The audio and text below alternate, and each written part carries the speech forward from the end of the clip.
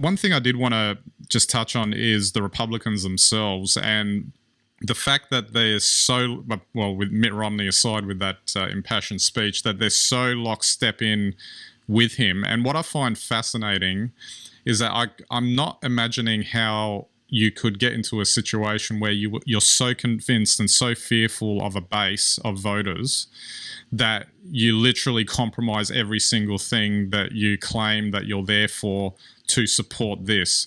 And the thing that and the thing is that it's not as if it's rock solid. Like if they had absolute confirmed data, that it was totally going that way, like 80% of the country was supporting Trump. He was going to get elected in a landslide and all the data was saying that was what's going to happen. Maybe I could understand why they're so fearful.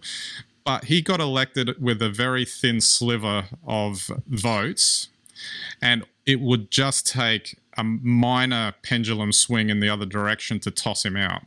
And that's the part that I've never understood about how they've approached this, unless I'm missing something.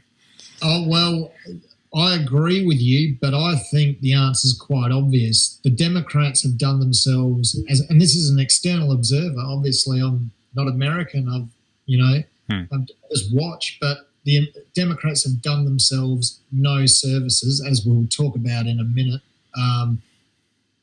And I think I've often thought myself, well, what would I do if I was a Republican? And, I don't know what Mitt Romney was doing. At some level, I believe it's quite insincere what he's done, but at least he did it in a measured way. And I think that's why the Republicans are just clamming up. They're not actually supporting Trump. They're just sitting there quietly and letting the Democrats do the work for them, because the Democrats look like they're in disarray. They look hysterical most of the time. They're fighting each other. If the Republicans, they know either way, whatever happens, if Trump wins, they all are safe. The Republican Party is safe for another 4 years, and they know then his term's done. And as soon as he would get in again, then the jockeying would start happening for 4 years ahead. But so your contention is that if the Democrats were really switched on and focused and really taking it to him, that they would break? Well, because then the Republicans would be nervous. So while the Democrats are in disarray, the best thing to do is not going to disarray yourself, because then you will sink to their level.